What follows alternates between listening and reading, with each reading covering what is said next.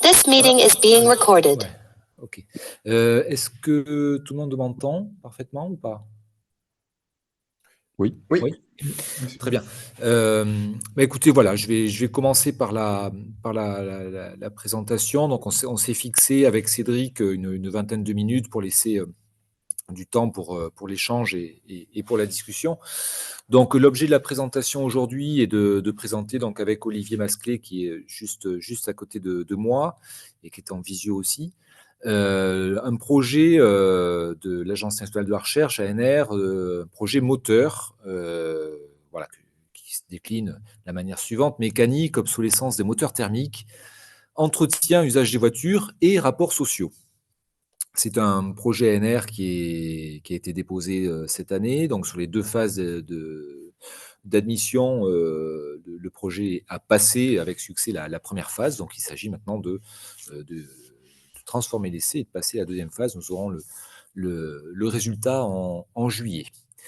Alors, ce projet est porté donc par le GRESCO, qui est le laboratoire de sociologie de l'université de Limoges et de Poitiers. C'est un laboratoire bicite. Comme je vous le montrerai pendant la présentation, ce projet ANR est beaucoup porté par les membres du GRESCO, à la fois à Poitiers et à Limoges. Alors, l'approche sociologique part, la question sociologique de départ part d'un constat, qui est le constat selon lequel les mondes ruraux, en particulier, sont donc particulièrement touchés, peut-être plus touchés que les autres, par la fin programmée des moteurs thermiques, donc qui est pour l'instant prévu pour 2035. Alors, quelques chiffres à rappeler pour avoir un petit peu une vision, une conscience de la chose. Donc, la part des voitures de plus de 17 ans dans le parc automobile représente 11% du parc dans les grands centres urbains, contre 17% dans le monde rural, voire 23, dépasse les 23% pour les zones rurales de la Creuse. Premier chiffre, voilà, qu'on peut avoir en tête. On observe par ailleurs, alors ce sont des éléments montrés par Tommaso Pardi, par Bernard Julien, entre autres, une segmentation sociale entre véhicules neufs et véhicules d'occasion. C'est une segmentation sociale qui existe depuis les années 80 et qui se creuse constamment depuis les années 80, donc entre les possesseurs ou les acheteurs de véhicules neufs et les possesseurs de véhicules d'occasion. Quand on regarde, donc ça, ce sont des chiffres de 2021, quand on regarde les achats de voitures, donc 73% des achats par les ménages modestes sont des achats de véhicules d'occasion. Ce sont des véhicules qui ont en moyenne 85 000 km, qui coûtent en moyenne 8 200 €. En comparaison, une Renault Zoé neuve, alors je n'ai pas actualisé les chiffres, je n'ai pas regardé là tout dernièrement, mais c'est à peu près dans les 35 000 € hors aide. Et la prime à la conversion, donc c'est maintenant 4 000, de 4 000 à 7 000 €. Donc on comprend bien l'enjeu, notamment pour les ménages modestes ou pour les ménages de classe populaire et dans les mondes ruraux qui ont besoin de la voiture, l'enjeu de cette transition, par ailleurs nécessaire évidemment, transition énergétique, qu'il s'agit de penser sous cet angle, et c'est l'objet de ce programme de recherche. Alors, les enjeux tels qu'on les a pensés, bon, je vais les présenter de manière très synthétique ici. C'est le fait de se dire que les politiques publiques à destination des ménages, en particulier la prime à la conversion et le bonus écologique, reposent sur un certain nombre de postulats qui ne permettent pas totalement d'appréhender les conséquences sociales de la transition énergétique. D'abord, ce sont des politiques qui sont pensées par défaut, parce qu'on ne connaît pas suffisamment le comportement des ménages et des différents ménages face au coût de la voiture, qui sont pensées en termes de calcul coût-avantage et selon des critères, on pourra en reparler, relativement frustes, voilà, qui ne permettent pas de prendre en compte tout un tas de conséquences sociales concrètes de cette transition. Et la conséquence de ces politiques publiques, eh bien, c'est de se dire que dès lors que les ménages peuvent faire un calcul coût-avantage pour savoir s'il vaut mieux changer de voiture ou acheter une voiture neuve, eh bien, ceux qui ne le font pas sont vus comme des ménages peu rationnels, qui savent mal calculer, qui anticipent mal, les coûts, mal le budget, ou bien en termes d'irresponsabilité, notamment d'irresponsabilité environnementale. Et c'est un discours que l'on peut retrouver dans d'autres domaines, concernant les ménages de classe populaire. Et l'autre conséquence, peut-être de la méconnaissance des effets sociaux de cette transition, c'est de méconnaître, les conséquences sociales et politiques, de la transition énergétique. Confèrent évidemment les récents, mouvements sociaux des gilets jaunes, mais aussi, il suffit de regarder la presse, en ce moment et ces derniers mois, des positionnements politiques vis-à-vis, du soutien, plus ou moins appuyé, aux thermiques. Et évidemment, ces enjeux sont particulièrement forts dans les mondes ruraux et ce sont des éléments à prendre en compte, à connaître pour appréhender les rapports sociaux dans ces zones et dans ces fractions de l'espace social. Alors, le parti pris de ce projet de recherche, c'est d'éclairer donc la fin du thermique ou la fin programmée du thermique du point de vue des ménages. Non pas du point de vue des politiques publiques, non pas du point de vue des industriels, non pas du point de vue des garages, mais vraiment l'observer du point de vue des ménages.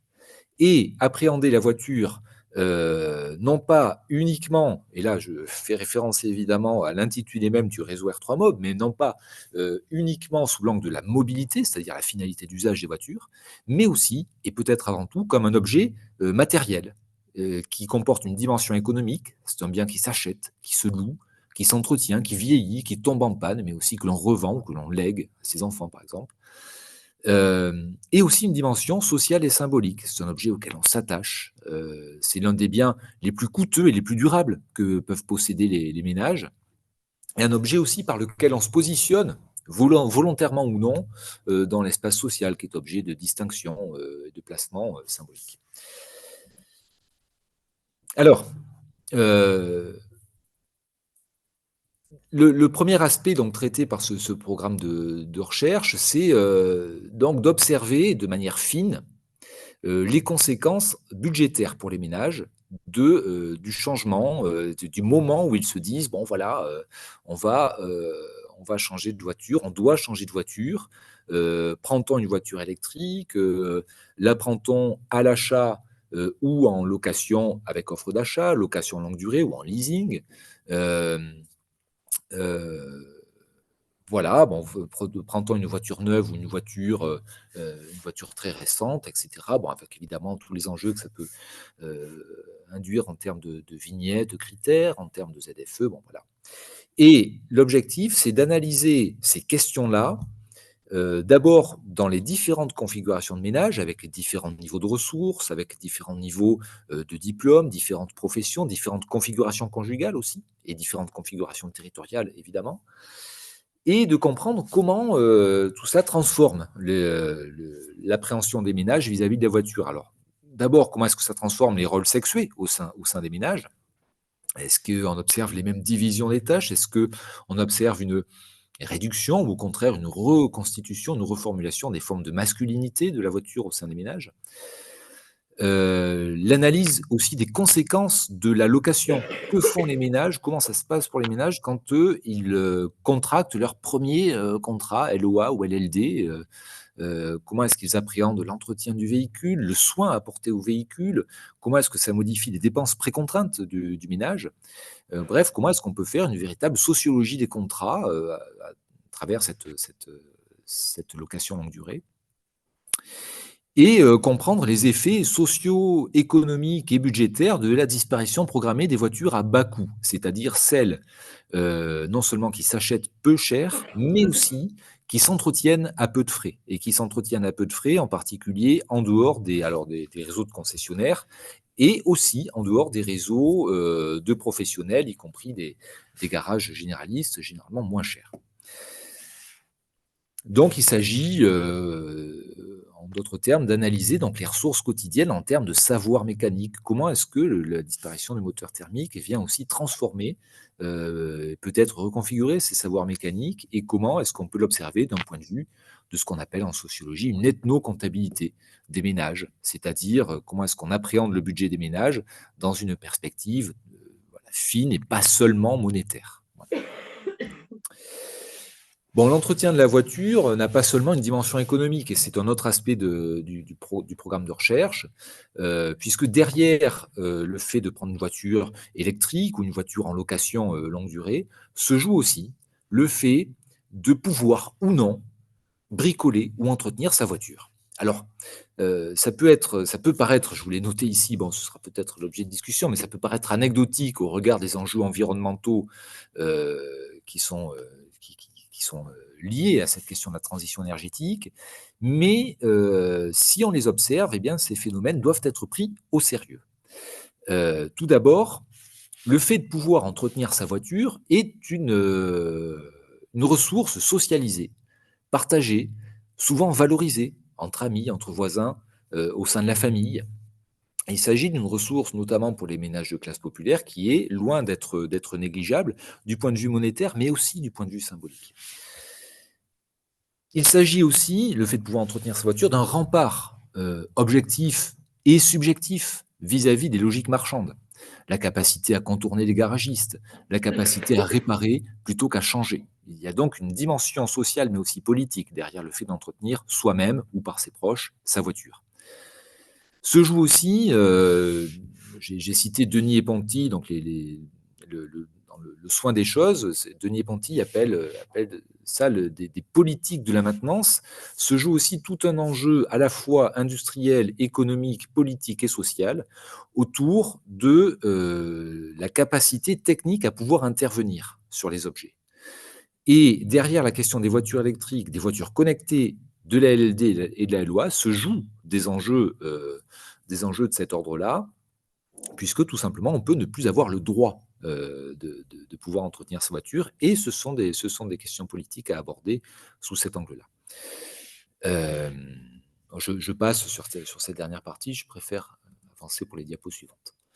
Enfin, la fin de la voiture thermique sera analysée dans le projet comme un fait institutionnel. En d'autres termes, comment est-ce que les institutions jouent, agissent, contraignent, incitent les ménages à changer leur voiture. Alors d'abord, par le biais de logiques incitatives comme la prime à la conversion et le bonus écologique.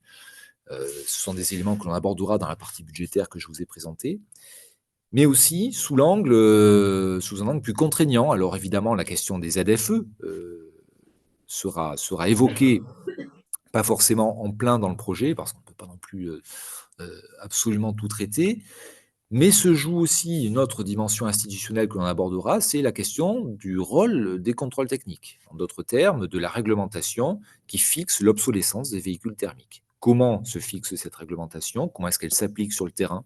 Voilà une autre question qui sera abordée. Et aussi la question de la transformation des savoirs autour de la question de la formation professionnelle. Donc, des savoirs de la mécanique et de l'entretien autour de la formation professionnelle. Je reviendrai sur ces éléments. Alors, le projet ANR tel qu'il est pensé et constitué, je vous l'ai dit tout à l'heure, est constitué de 7 sociologues du Cresco Poitiers-Limoges, un sociologue statisticien administrateur de l'INSEE, un sociologue spécialiste de l'automobile qui se trouve à Lille, au Clercé, une chercheuse en sciences de l'éducation, puisqu'il y a un volet formation dont je reparlerai dans quelques minutes, une ingénieure de recherche en méthode quantitative qui est employée à l'université de Limoges, et le contrat prévoit, l'ANR prévoit un contrat doctoral et un contrat postdoctoral de 18 mois. Ça, c'est pour l'équipe du projet ANR. Alors, comment se décline la partie enquête de ce projet? Tout d'abord, par la réalisation de monographies de ménages. Monographie de ménage signifie entrer en contact avec des ménages propriétaires de voitures, alors de voitures thermiques ou de voitures électriques, en location ou à l'achat, voilà, et de mener avec eux des entretiens répétés, 2 à 3 entretiens, qui permettent d'aborder les différentes facettes, à la fois des choix, des pratiques d'achat, pratiques d'entretien, pratiques de renouvellement des véhicules, mais aussi du positionnement par rapport à la question de l'électrification et de la fin du thermique. Ces entretiens monographiques seront menés en partie dans 2 villes rurales de la région, et le fait de pouvoir se déplacer dans ces villes rurales, d'y faire aussi de l'observation ethnographique permettra, à la fois de comprendre, l'inscription territoriale de ces ménages interrogés, dans une configuration, locale et de comprendre les formes d'interdépendance, de comprendre, l'importance des services qui peuvent être rendus, sur le territoire ou pas dans le rapport à la voiture. Et à côté de ce territoire, donc des entretiens complémentaires seront menés dans d'autres configurations géographiques et aussi avec des ménages d'autres configurations sociales, professionnelles. L'objectif n'est évidemment pas, dans cette logique ethnographique, de tendre vers une représentativité statistique, ça n'a pas de sens avec 15 ou 30 monographies de ménage, mais plutôt de couvrir l'ensemble des variations sociales, professionnelles, scolaires, etc., qui permettent de saisir les différents processus. Voilà, des différents processus de socialisation à la fin du thermique. Enfin, la partie ethnographique portera sur l'observation et l'analyse de 2 forums qui permettent de comprendre comment ces logiques d'entretien peuvent non pas seulement disparaître, mais aussi se transformer. Je pense notamment au forum portant sur les Renault Zoé, qui est en quelque sorte la 4L du XXIe siècle, hein, la voiture de base d'électrique que les ménages eh bien, souhaitent pouvoir entretenir en partie eux-mêmes. Et le forum, donc Blog Tesla, hein, pour celles et ceux qui connaissent, qui est le forum des possesseurs de Tesla, avec donc une sociologie des propriétaires assez différente de celle des Renault Zoé, et avec des logiques de réappropriation là aussi différentes, mais on pourra en reparler. Je passe assez rapidement sur le volet statistique. Le projet prévoit de revenir sur 3 enquêtes statistiques, donc à la fois sur l'enquête Parc Auto du ministère des Transports, sur une approche longitudinale des enquêtes budget de famille de l'INSEE de 1979 à 2017 pour produire cette connaissance fine du budget consacré par les ménages à l'achat, la revente et l'entretien des voitures. Et enfin, l'enquête emploi du temps de l'INSEE qui permet d'appréhender, on pourra y revenir si vous le souhaitez, sur les différentes facettes, sur la dimension socialisée du bricolage mené par les ménages. Le volet transformation des savoirs, lui, sera abordé par une partie de l'équipe qui travaillera sur la production des référentiels de formation initiale, puisque dans les lycées professionnels et les CFA, eh bien, se joue une part de l'imposition de la transformation des savoirs liés à l'automobile et liés à la maintenance automobile. Alors, cette question comporte une dimension politique qui se joue notamment au sein des commissions professionnelles consultatives où se retrouvent les syndicats patronaux et salariés de l'automobile, mais aussi les membres actifs de la formation et l'éducation nationale. Et donc, dans ces commissions professionnelles consultatives, eh bien, se décide la manière dont doivent évoluer les savoirs, les savoirs liés à la maintenance automobile. Et donc, ce sont des enjeux de détermination, en fait, de l'évolution du curriculum automobile. Mais ça, c'est la partie formelle. C'est la partie, en quelque sorte, descendante de la transformation des savoirs. L'objectif de l'ANR sera de voir comment cette transformation des référentiels se traduit sur le terrain et comment elle se traduit en particulier par le biais des inspecteurs de l'éducation nationale, par le biais des directeurs délégués aux formations professionnelles et technologiques, les fameux DDFPT qui sont dans les lycées professionnels et qui mettent en application les référentiels auprès des élèves, auprès des enseignants, auprès des formateurs. Et comment est-ce que les enseignants et formateurs eux-mêmes bien traduisent, parfois se réapproprient, parfois détournent cette question de l'injonction à la transformation des savoirs du thermique vers l'électrique en se disant que eh bien, il s'agit quand même malgré tout à court terme de faire en sorte que les élèves puissent avoir un métier. Voilà. Et donc sont pris dans une ambivalence profonde entre d'un côté maintenir le thermique et de l'autre transmettre des savoirs électriques qui, par ailleurs, sont fortement relayés par les concessions elles-mêmes, plus que par le monde de la formation.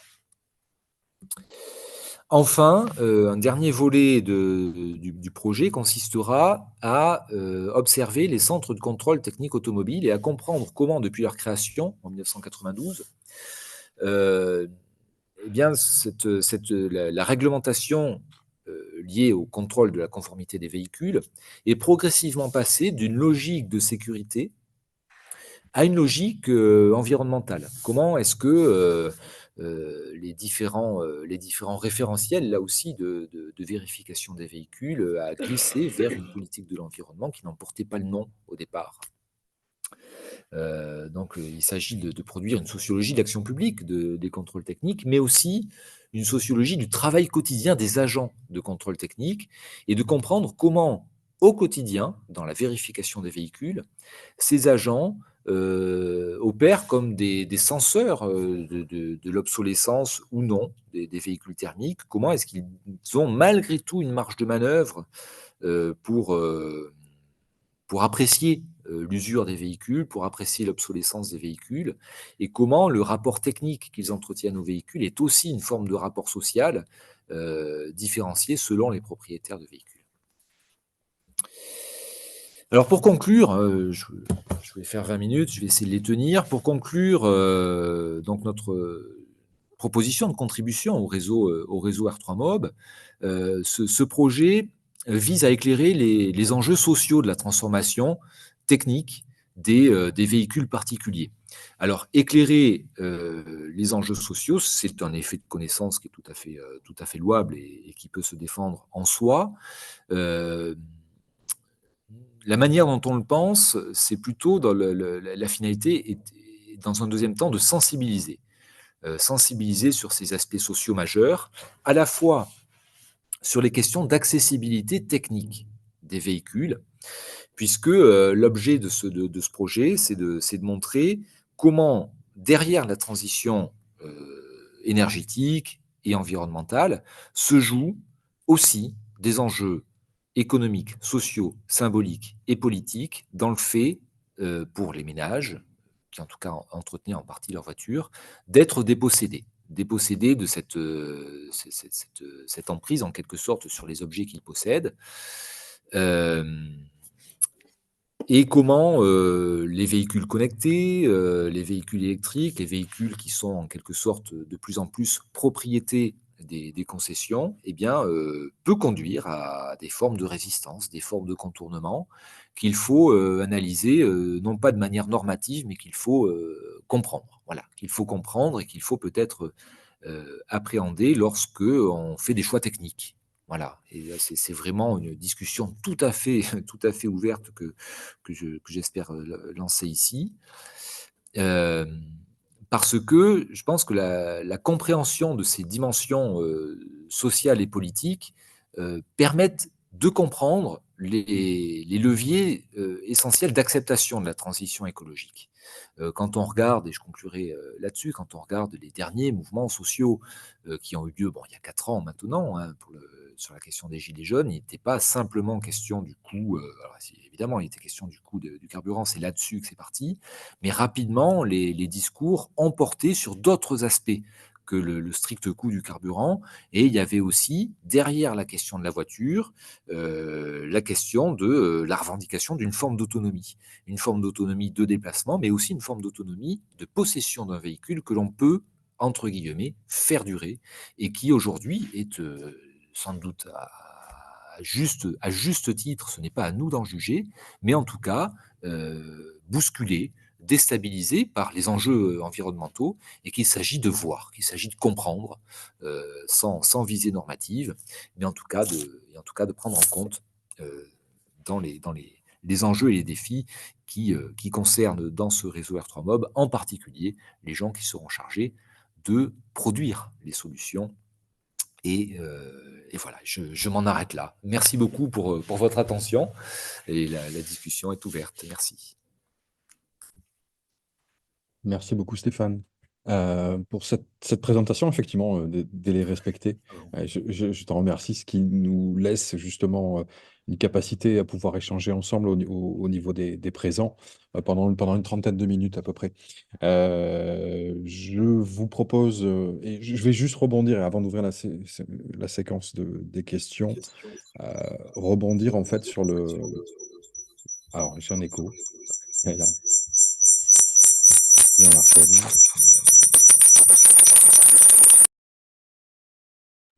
Micro coupé. Est-ce que là, ça marche? Désolé pour ce Larsen.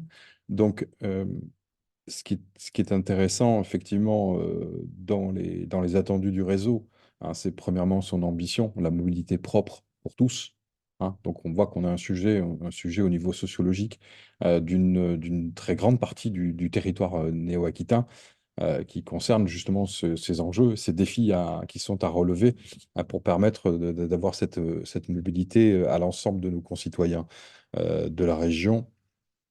Et puis, la question aussi d'un de nos leviers d'action du réseau qui est peser sur les choix de mode de transport des voyageurs.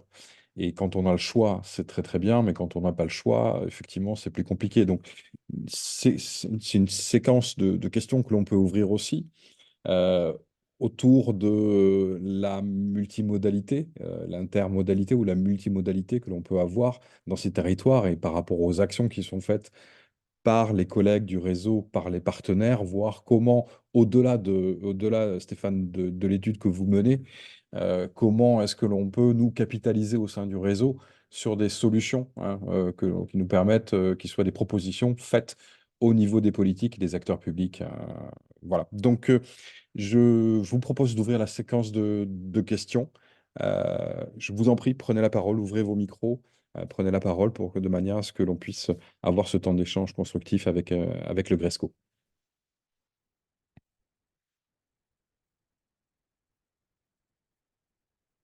Je vous propose peut-être une première question, le temps de vous laisser peut-être réfléchir à des questionnements potentiels. Euh, Stéphane, dans l'énoncé, il y avait notamment l'étude de la zone de faible émission. Euh, Cette question regarde essentiellement les métropoles. Donc, dans l'étude, même si ça concerne l'électromobilité en milieu rural, cette question autour de pénétrer l'accès urbain, ça concerne les ruraux, bien évidemment, mais aussi nos concitoyens qui vivent dans le périurbain.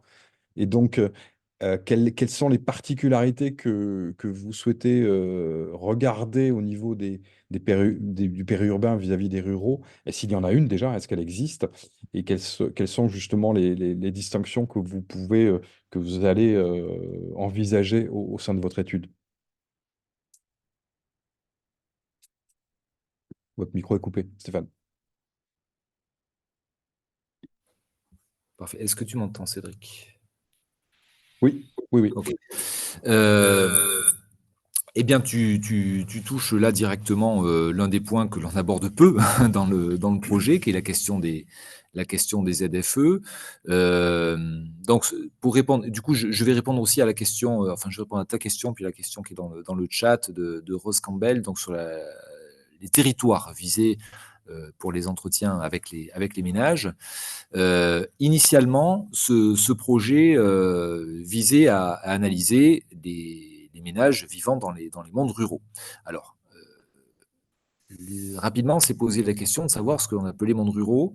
Euh, Finalement, on en est arrivé à la conclusion pour délimiter ce périmètre que étaient concernés tous les ménages qui étaient absolument dépendants de la voiture pour aller travailler, c'est-à-dire les ménages qui ne disposent pas, comme tu l'as souligné, de formes d'intermodalité qui permettent de se dispenser de la voiture. Donc, a priori, la question, tu parles de l'accès à Bordeaux, hein, puisqu'on est sur la Nouvelle-Aquitaine, sauf erreur, il n'y a que Bordeaux qui est concerné par les ZFE. C'est une zone que l'on étudiera peu. D'où le fait de ne pas avoir abordé cette question des ZFE en plein dans le projet ANR, puisque bon, on a élargi à des configurations de villes de taille moyenne, Poitiers, Limoges, Angoulême, euh, Mais a priori, on n'observera pas la question bordelaise parce que, voilà, ce sont des zones avec des configurations de transport assez différentes. Alors, je sais que ça répond du coup assez peu, enfin, c'est un angle mort hein, pour le réseau R3 Mob, mais pour nous, l'objectif était vraiment de se centrer sur les populations les plus dépendantes de la voiture, même si je sais, pour connaître bien la région, que par exemple, des régions comme le Nord Gironde sont des régions absolument dépendantes de la voiture, elles aussi. Mais nous n'aborderons pas cette question. En tout cas, ça ne fait pas partie d'un axe du projet, cette question des ZFE. Après, la question des ZFE paraîtra dans les entretiens, à n'en pas douter, sur la question de la limitation progressive de mobilité pour des personnes qui, comme dans une région comme la Nouvelle-Aquitaine, sont parfois obligées de se déplacer à Bordeaux et qui, par ailleurs, peuvent peut-être plus facilement que d'autres faire durer leur véhicule quand ils ne sont pas contraints directement par les ZFE. Mais voilà, pour répondre à ta question, Cédric, ce n'est pas c'est un angle mort. Donc je l'ai cité parce que ce sont des politiques contraignantes, mais ça ne fait pas partie d'un axe du projet. Merci Stéphane. Sur la question de Rose, excuse-moi Rose, effectivement, je n'avais pas vu ta question dans le chat. Sur la question Excuse-moi, de... je pense que tu réponds, Cédric, mais on a un problème de son. On vous entend très bien. Olivier et toi, on vous entend très bien. Là, on vous entend plus, en revanche. Là, c'est ça. Voilà, et là, voilà.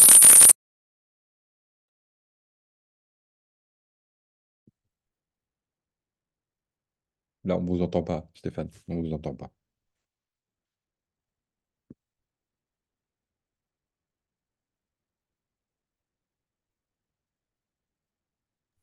Ouais, mais là, on n'entend plus Là, personne. c'est bon. Non. Je te laisse parler. Coupe peut-être le micro. Fabrice, ce que propose Oui, Stéphane, peut-être, c'est de répondre peut-être dans le chat à, si pour l'instant ton micro est un petit peu défaillant, peut-être répondre à Rose au niveau du chat. Et Fabrice, je t'en prie, tu as levé la main. Vas-y. oui. Bonjour. Oui, je voulais revenir sur le leasing social, en fait, sur l'offre à partir du 1er janvier 2024, sur le véhicule électrique à 100 euros.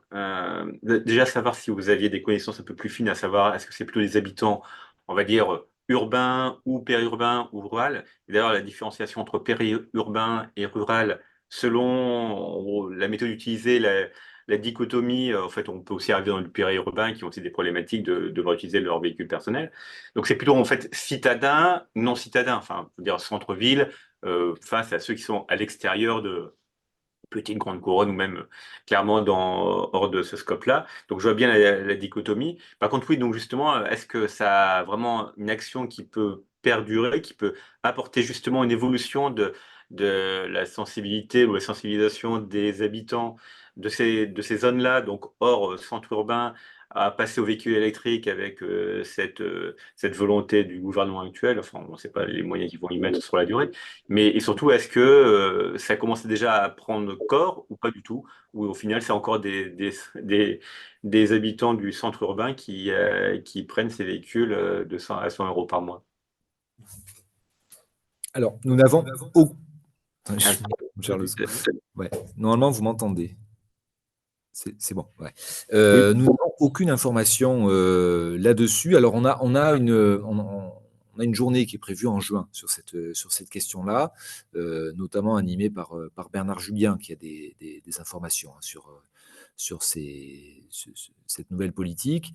Les échanges qu'on a pu avoir à ce sujet avec Bernard Julien, qui est économiste hein, de l'automobile, consistait à dire que oui, alors c'est effectivement c'est très bien. Enfin, je veux dire, le leasing social à 100 euros sans apport alors un effet d'aubaine, en tout cas une vraie opportunité pour les ménages de classe populaire, mais ne répond en rien, selon lui, aux effets d'échelle attendus, en fait. Et là, on l'a vu en janvier, me semble-t-il, le gouvernement commencer à dire que ça posait une question budgétaire, en fait. Voilà, donc on voit bien aussi sous cet aspect-là que ce n'est pas le levier principal par lequel se produira l'électrification. Sur la question que vous soulevez de savoir si c'est plutôt des ménages urbains ou des ménages ruraux, je n'en sais rien pour l'instant. Je n'ai pas d'informations là-dessus. J'espère pouvoir en avoir en juin, mais pour l'instant, je n'ai pas d'informations là-dessus. Dans ce que vous soulignez, il y a une question qui est intéressante et qui fera l'objet. Je précise, en fait, ça fait 2 fois que je dis que je n'ai pas de réponse. Je précise que pour l'instant, nous présentons un projet de recherche. On n'a pas commencé encore le terrain. Ceci dit, se pose une autre question derrière cette question du leasing social et qui sera abordée, je pense, en particulier à des travaux sur des femmes qui travaillent dans le métier de l'aide à la personne et qui voient parfois le département mettre à disposition des voitures électriques pour l'exercice du métier, mais des contrats qui sont signés par les ménages, en fait, c'est-à-dire par convention, c'est ça, Olivier, hein, des ménages qui signent avec des conventions particulières l'accès à des véhicules électriques. Et donc là, on a une étudiante qui travaille sur ces questions-là et qui travaille sur les effets de socialisation que ça produit. Le fait d'accéder à une voiture électrique dans le ménage, et des ménages qui, a priori, et je pense que c'est assez similaire sur la question du leasing social, des ménages qui, a priori, n'y auraient pas eu accès avant quelques années, mais qui, sur le fait d'une politique incitative d'un département ou sur le fait d'une politique incitative d'un employeur ou de l'État dans le cas du leasing social, eh bien, se retrouvent un petit peu projetés dans ces logiques d'électrification, ces logiques aussi de location, enfin d'accès par la location. Donc voilà, pour l'instant, on n'a pas de conclusion particulière à apporter là-dessus.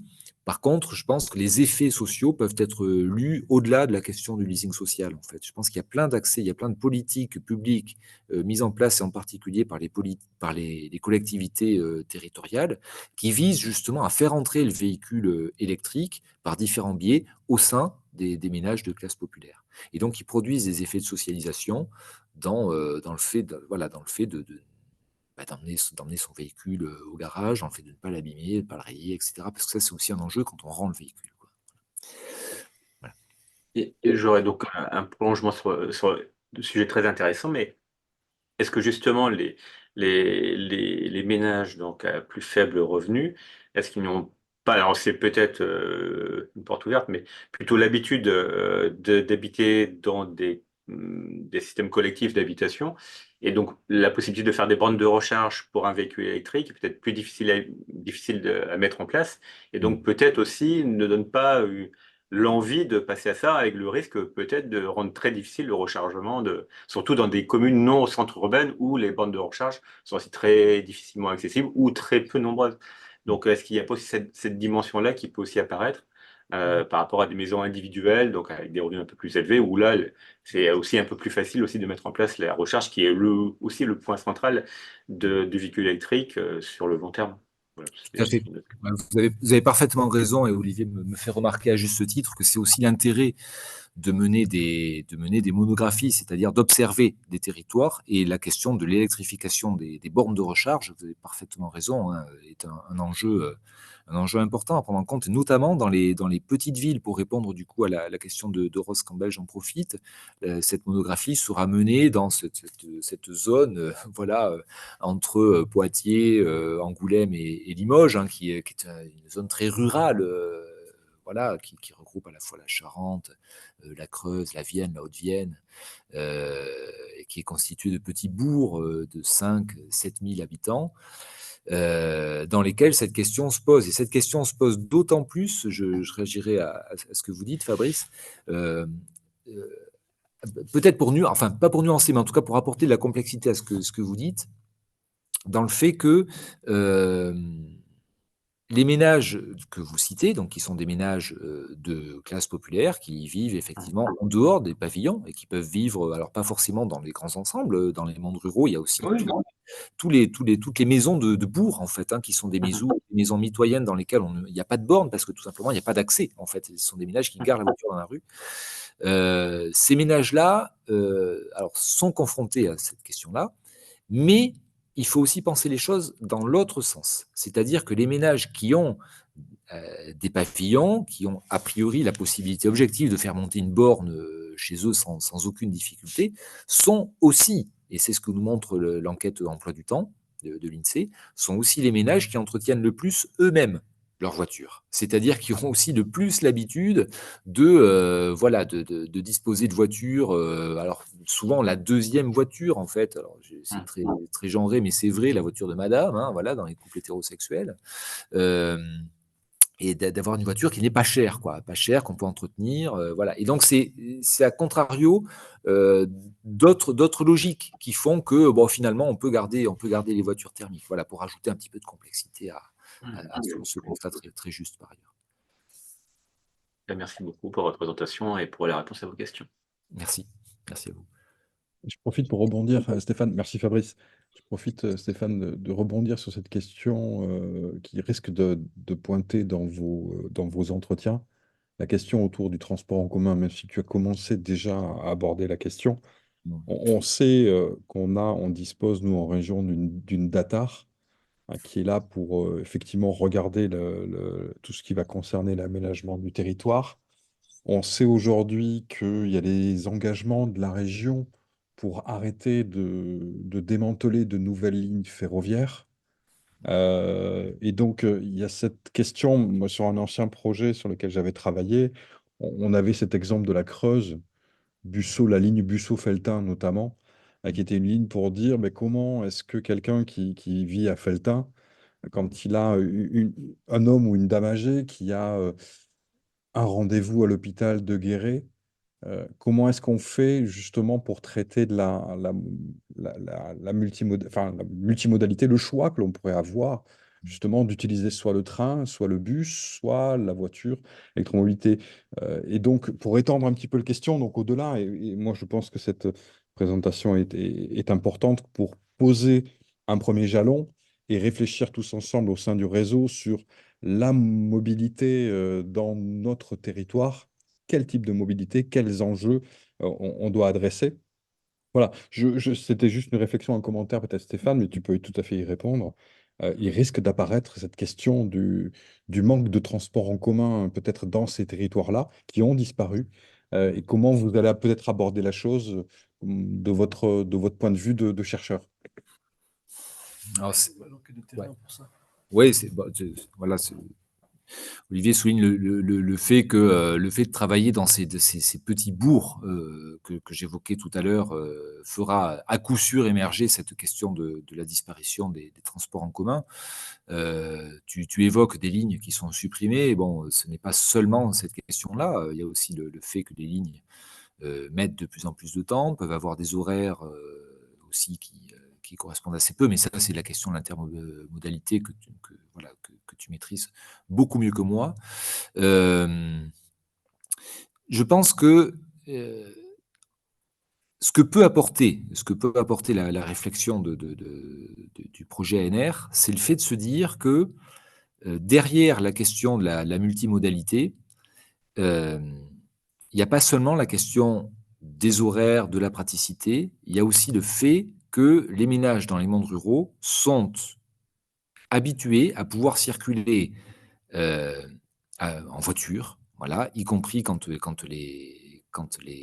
trains ou les bus peuvent être là, sont habitués à circuler en voiture et sont habitués à circuler en voiture avec des ressources et avec des gratifications, des contributions qu'on ne mesure pas, qu'on ne connaît pas.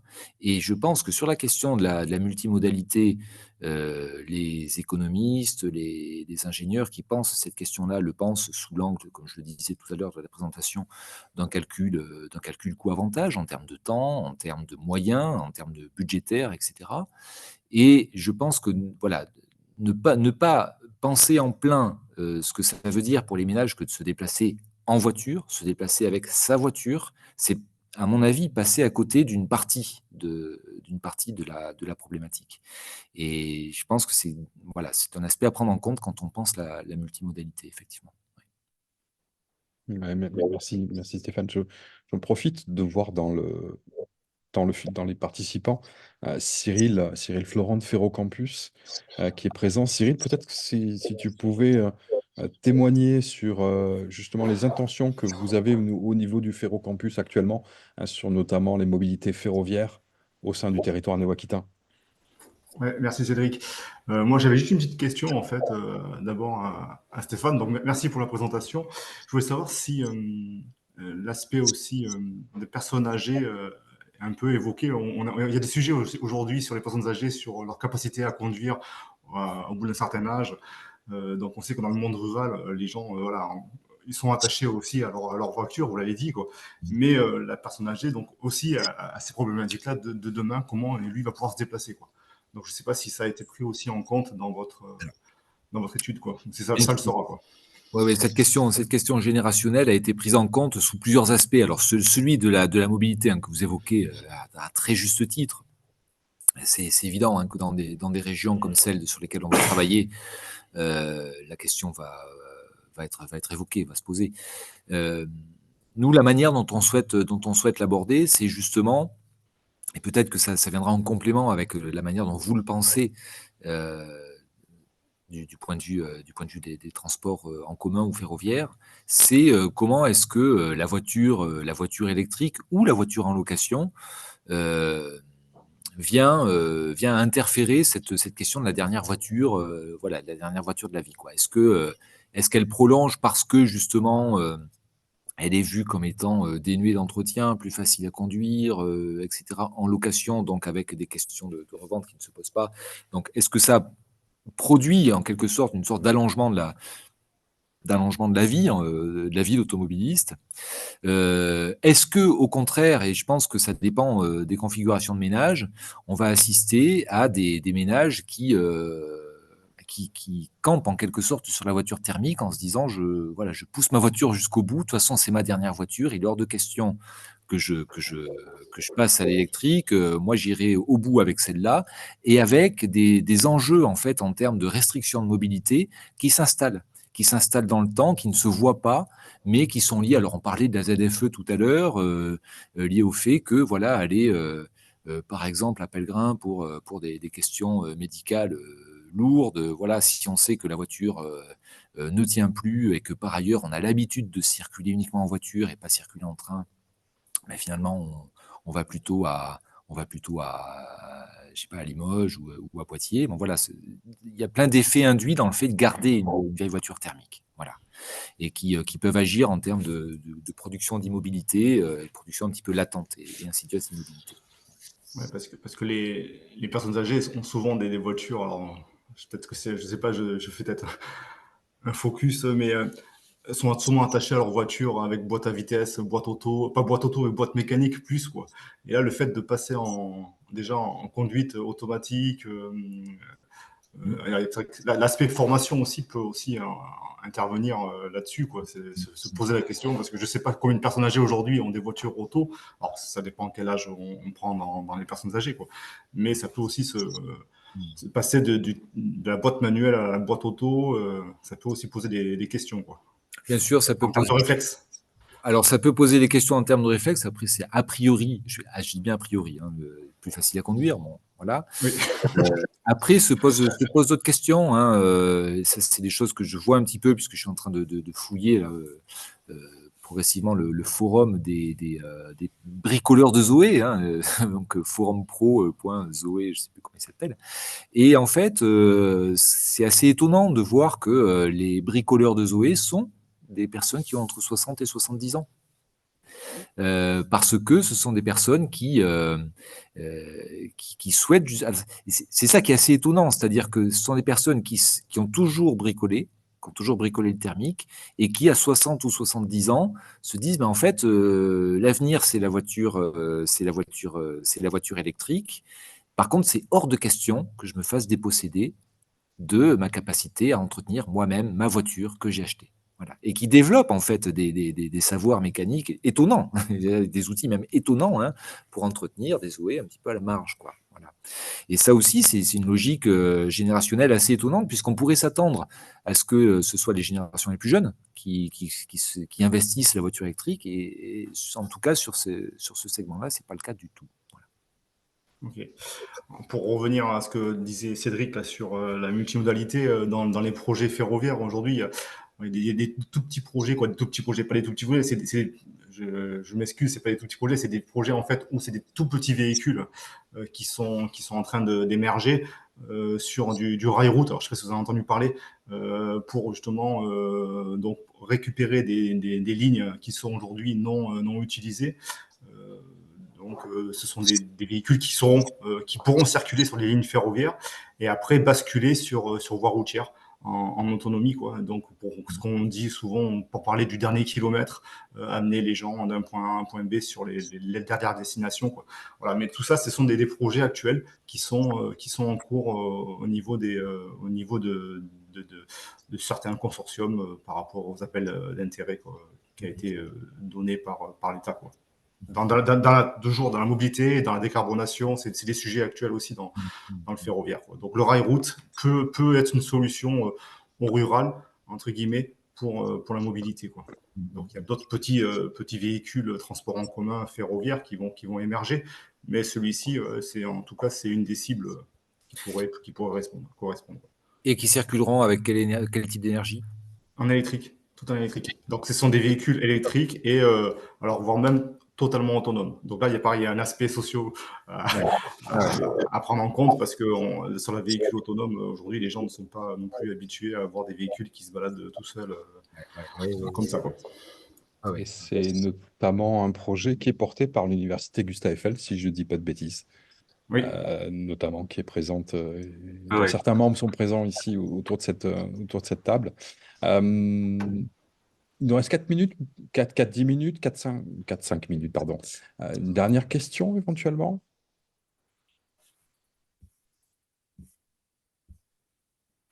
Peut-être, s'il n'y a pas de questions, peut-être un témoignage de la part de l'université Gustave Eiffel qui est présente autour de cette proposition de véhicules rail-route électriques et destinés notamment au milieu rural. Je crois que c'est vraiment dans le sujet. Oui, merci Frédéric, projet Ferromobilité. Vous pouvez allumer le micro peut-être Frédéric et peut-être dire 2-3 mots sur ce projet.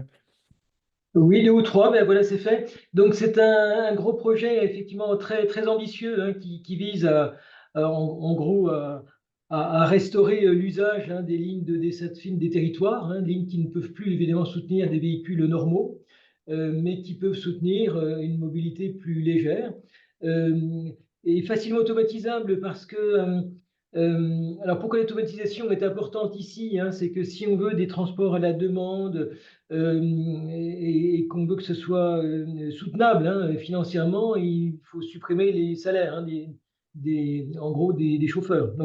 Donc l'automatisation est un élément capacitant, enfin, potentiellement un élément capacitant, en tout cas c'est vu comme tel, pour permettre des transports beaucoup plus diffus, beaucoup plus à la demande.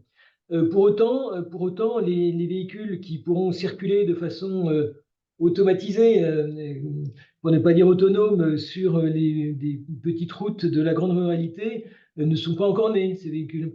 Le fait de les faire rouler sur des voies ferrées, hein, fussent-elles effectivement de desserte fine, fussent-elles en mauvais état, eh bien, c'est également un moyen de faire circuler ces véhicules à peu de frais, relativement peu de frais, puisque certaines sont mal en point, mais pas tant que ça en fait, hein, notamment s'il s'agit de faire circuler des véhicules très légers, véhicules qui, une fois arrivés à destination, pourraient effectivement rejoindre les centres médicaux, etc. Donc ça pose tout un tas de questions. Je voulais simplement insister sur la logique d'ensemble effectivement de ce type de projet. Ce sont des projets technologiques, ce sont vraiment des projets qui visent à offrir des services nouveaux, hein, pour en gros le désenclavement des territoires.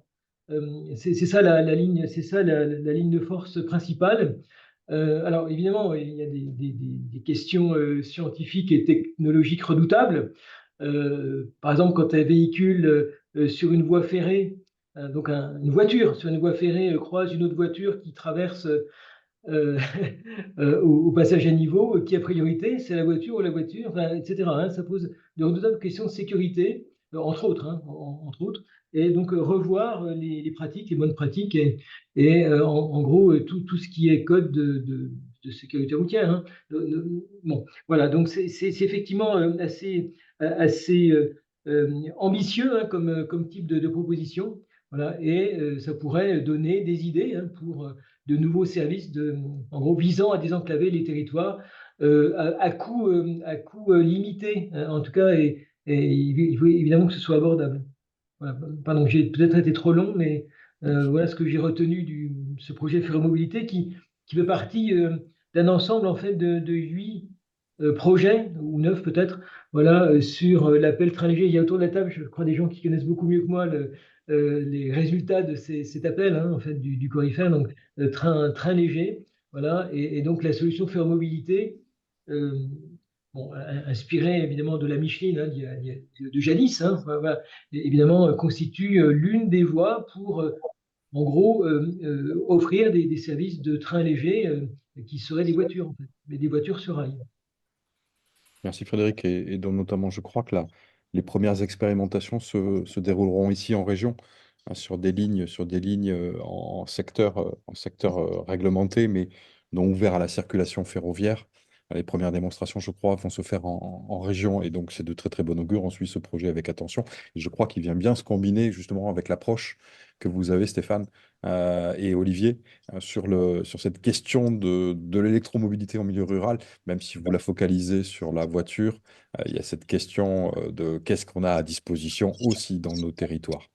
Il est 14h31, je vous propose, s'il n'y a pas d'autres questions, je vous propose de clore cette deuxième animation scientifique du réseau R3 Mob, et de vous donner rendez-vous le 10 avril prochain à 13h30, où Fabrice Vienne, porteur du programme d'équipement prioritaire de recherche décarbonation des mobilités, nous fera une présentation justement de ce guichet de financement de la recherche autour de la décarbonation des mobilités.